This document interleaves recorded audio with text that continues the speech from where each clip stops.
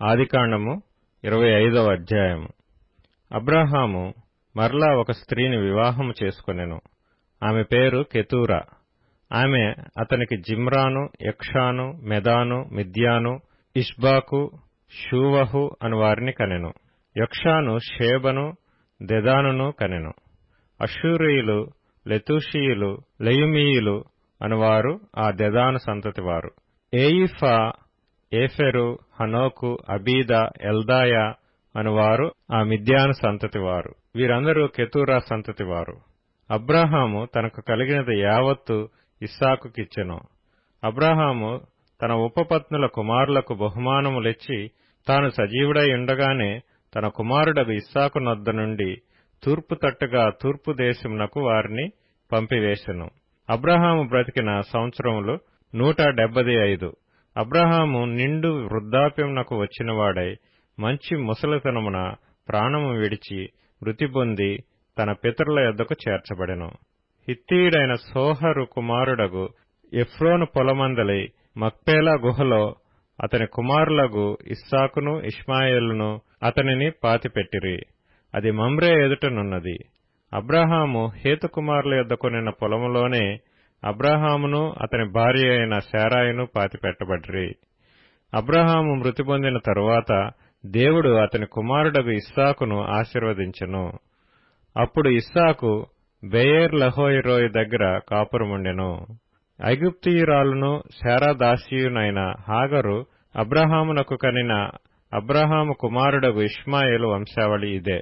ఇష్మాయేలు జ్యేష్ఠ కుమారుడైన శేబాయోతు, కేదారు, అద్బయేలు, మిబ్షాము, మిష్మాదూమారమషా, హదరు, తేమా, యతూరు, నాఫీషు, కెదెమా. ఇవి వారి వారి వంశావళుల ప్రకారము వారి వారి పేర్ల చొప్పున ఇష్మాయేలు కుమారుల యొక్క పేర్లు వారి వారి గ్రామములోను వారి వారి కోటలలోను. ఇష్మాయేలు కుమారులు వీరే. వారి పేర్లు ఇవే. వారి వారి జనముల ప్రకారము వారు 12 రాజులు. ఇష్మాయేలు బ్రతికిన సంవత్సరములు 137. అప్పుడు అతడు ప్రాణము విడిచి మృతి పొంది తన పితరుల యొద్దకు చేర్చబడెను. వారు అషూరునకు వెళ్ళు మార్గమున హవీలా మొదలుకొని ఐగుప్తు ఎదుటనున్న షూరు వరకు నివసించువారు. అతడు తన సహోదరులందరి ఎదుట నివాసం ఏర్పరచుకొనెను. అబ్రాహాము కుమారుడగు ఇస్సాకు వంశావళి ఇదే. అబ్రాహాము ఇస్సాకును కనెను. ఇస్సాకు పద్దనరాములో నివసించు సిరియావాడైన బెతూయేలు కుమార్తెయును సిరియావాడైన లాబాను సహోదరియునైన రిబ్కాను పెండ్లి చేసుకున్నప్పుడు 40 సంవత్సరముల వాడు. ఇస్సాకు భార్య గొడ్రాలు కనుక అతడు ఆమె విషయమై యెహోవాను వేడుకొనెను. యెహోవా అతని ప్రార్థన వినెను గనుక అతని భార్య అయిన రిబ్కా గర్భవతి అయ్యెను.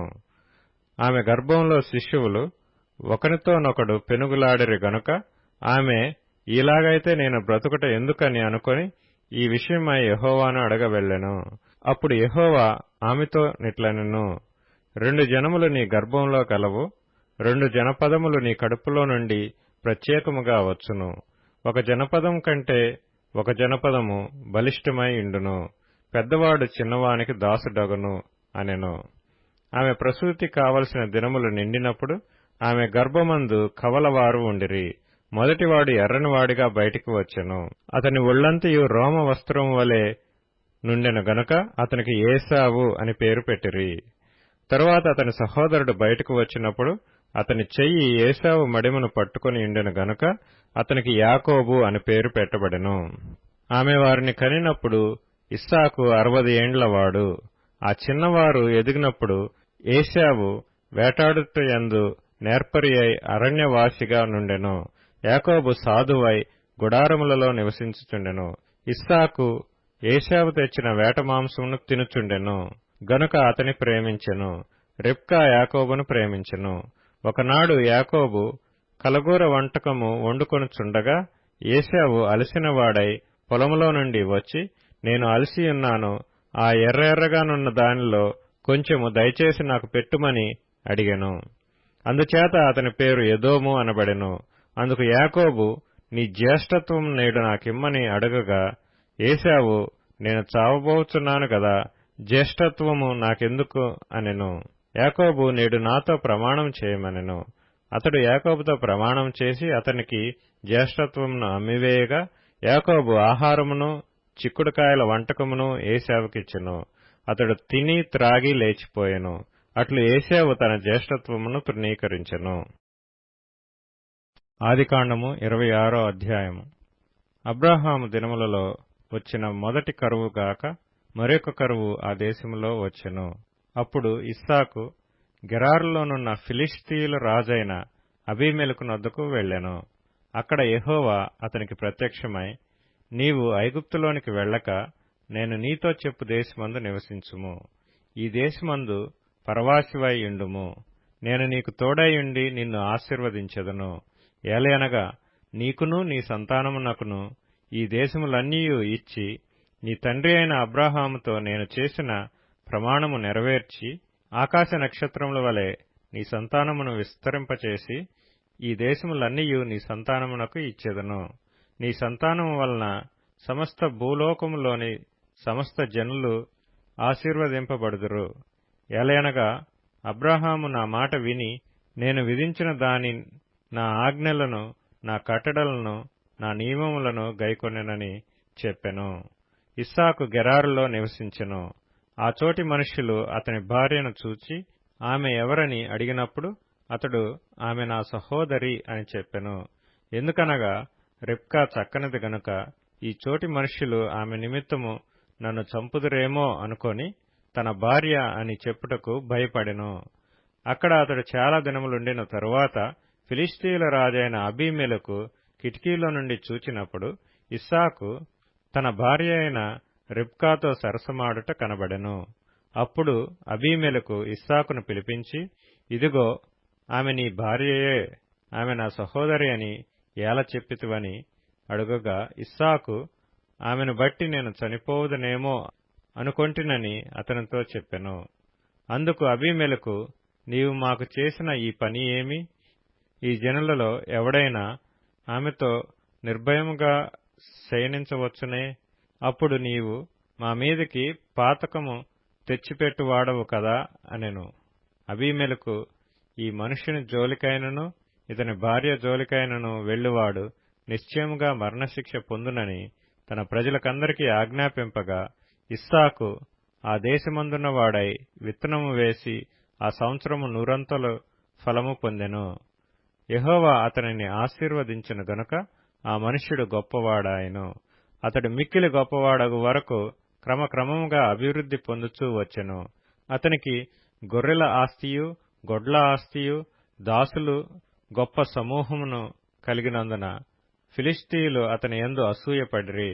అతని తండ్రి అయిన అబ్రాహాము దినములలో అతని తండ్రి దాసులు త్రవ్విన బావులన్నిటినీ ఫిలిష్తీయులు మన్ను పోసి పూడ్చివేసిరి.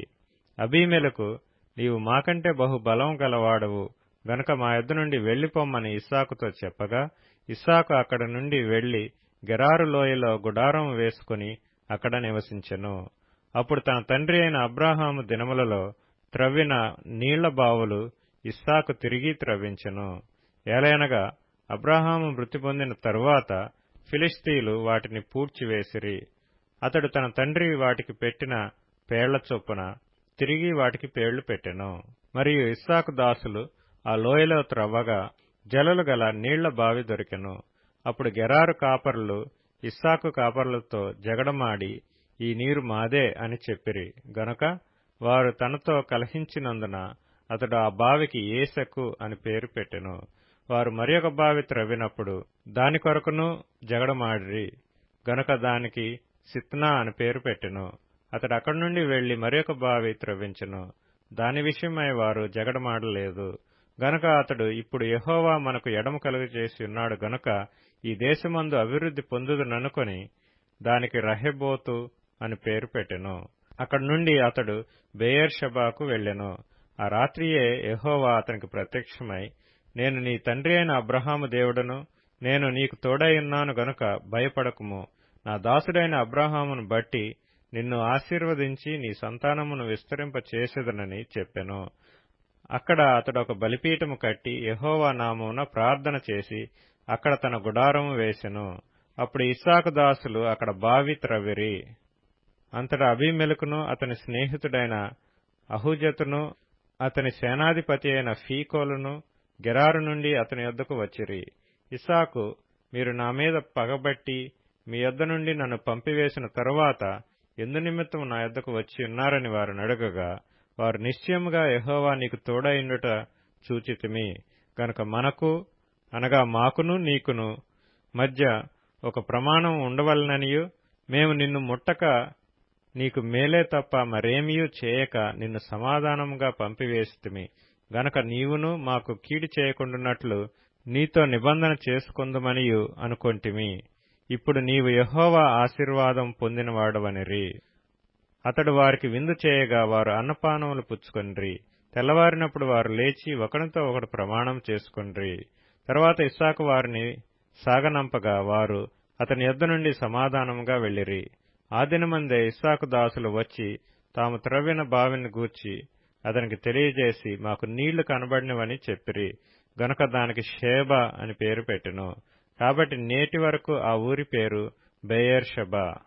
ఏశావు 40 సంవత్సరముల వాడైనప్పుడు హిత్తీయుడైన బెయేరీ కుమార్తెయగు యహూదీతును హిత్తీయుడైన ఏలోను కుమార్తెయగు బాశెమతును పెండ్లి చేసుకొనెను. వీరు ఇస్సాకునకును రెబ్కాకును మనోవేదన కలుగచేసిరి.